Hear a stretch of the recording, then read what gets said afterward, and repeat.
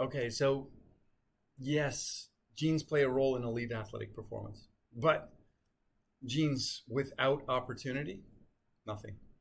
So really what you see is you see a genetic predisposition that maybe one group is a little bit better than another, but the reality is that that doesn't really amount to much until there's some big opportunity, or the only opportunity is to come and do that sport.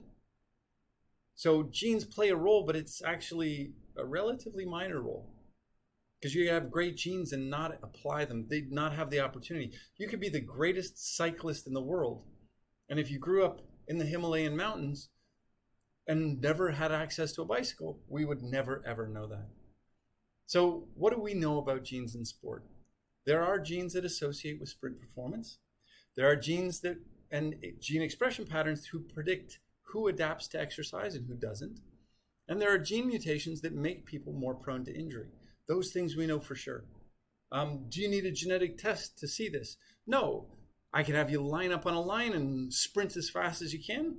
I'm going to say that the fastest one probably has some of the genes that associate with sprint performance. I'm going to say, all right, who's been injured? Who's had a tendon injury or muscle pull? The likelihood is that those ones who have been competing and have those genes are the ones who have injuries. Those who don't see any training adaptations and get frustrated, maybe they already know that they have this genetic advantage. But at least we can identify them and maybe make some predictions down the line. All right, so what do we know? That if you have a mutation in this gene, alpha-actinin, so it's a gene we're going to talk about how muscle contracts, but it's a gene that basically all of the motor proteins pull on. And if you have a mutation in it, what you find is if you have the RR mutant form, that Olympians, power Olympians, they tend to have very high levels of the RR mutation, power athletes, high levels, in comparison to the normal population. If you look at endurance athletes, they still have a fairly high amount of RR, but now they have this other form, the XX form. And endurance athletes have XX form, and you never find that in the elite power athletes. So the XX form of alpha-actinin is more associated with endurance. The RR form is more associated with elite power performance. But again, these effects are relatively small, and it's not enough to be a selection until you get up maybe into the elite level. How about adaptation exercise? We all say, oh, you should exercise. Oh, you should exercise because it's going to make you better. Well, if you look at each individual, so each of these is a line, symbolizes an individual who's undergone 8 weeks of endurance exercise training. And this is the increase in their aerobic capacity. So that's what endurance exercise is supposed to change your ability to use oxygen as a fuel. So what we see is that some people go up by 1,000 milliliters per minute of VO2 max. Some people actually get worse. This person got 100 milliliters per minute worse. This person got 5 or 10. This person got 100. So there's about 5% of the population who actually get worse when they do this training, whereas other parts of the population have this incredible response. And you can see that it's true in all kinds of different places: Texas, Minnesota, Indiana, Quebec. All over the world, there's some people who adapt really, really well, and some people who actually get worse. So what we report is we report the mean somewhere in here. So on average, if we look at this, there's the mean. It's 100 because this is 200 individuals at each place. So the mean is, this is going to go up by 400 in Quebec. The mean here, it's about 90 people, so it's going to be about 45. It's going to go up, oh, look, about 400. This is about 140, so that's going to be 70. That goes up, oh, about 400. So we say on average, everybody improves about 400 in this case. But some people actually get worse. Some people get incredibly better. Is there a way that we can predict who is in which group? And there actually is. There's a gene predictor. There's 29 genes that were identified by Jamie Timmons that predicted more than half of your ability to increase your endurance capacity, your ability to do endurance exercise. If you had those 29 genes, they could tell you whether if you train for 8 weeks, whether your endurance capacity would go up.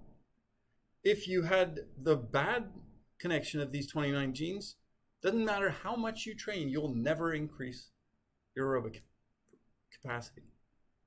So these genes, and I'm sure everybody is sitting there, oh, it's me. I've got those genes. Well, talk to your parents, but it can't be all of you, because it's less than 5% who don't adapt or get worse. Now, that's about adapting or not adapting. This is an interesting one because this is a gene called tenascency, and it regulates stiffness of your tissues. And this is its ability and it's an indication for tendon injury.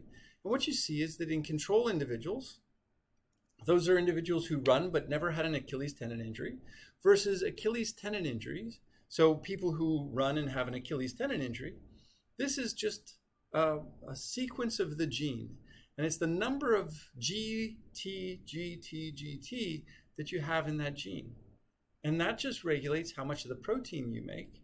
If you have 12 or 14 repeats of GT in this tenascency gene, look what happens. The likelihood of you getting an Achilles tendon injury if you have 12 of these is twice as high as you are being in the control group. If you had 14 repeats, you are 10 times more likely to get an Achilles tendon injury than to not get any Achilles tendon injury. Now, if you look at 17 repeats or 13 repeats, if you had 13 repeats, your likelihood of Achilles tendon injury is 1/3 that of the individual, the likelihood is 1/3 as much as being in the control group. So you can see that if you're always, every time you try and run, you pull your calf, you hurt your Achilles. It's entirely possible that you have 14 or 12 of these repeats. If you can go out and run and never have calf problems, never have Achilles problems, it's possible that you have 13 or 17 of these repeats. Because the 13 and 17 are protective, the 14 and 12 make you more prone to injury. So what this tells us is that there are genes that can predict your injury likelihood. So in this series of videos, I showed you that race is a division that's completely human-made. It's a completely man-made thing that's based on a single physical characteristic. Race, color, okay. Color there's a lot more than color. Whereas ethnicity is a division based on common cultural tradition and history. That means this is a group that's been together for a long, long time. They've been under the same pressure for a long time. And it's possible that under that pressure, they've developed certain traits which are going to make it better or worse for a specific sport. Examples of that are Bergman's rule said that if you grew up in a cold environment, for ethnically, so that thousands of years you've been in a cold environment, that your mass is going to be bigger, and then Allen's rule says that your limbs are going to be shorter. Whereas if you grew up in a warm environment or a hot environment, Bergman's rule says that your mass of your core is going to be smaller and your limbs are going to be longer. And that helps you lose heat. And in the cold, you want small limbs in a big massive body so that you can hold your heat. So you can already see that would lead you to want to be a different position. If you're a football player, you want to have, if you're going to be a lineman, you want to have a big massive body and shorter limbs. If you want to be a position player, say a wide receiver, you want to have a smaller body and longer limbs. So you can already see that your sport that you would choose is going to be potentially influenced by your ethnic background. Sickle cell trait is likely developed under the evolutionary stress of malaria.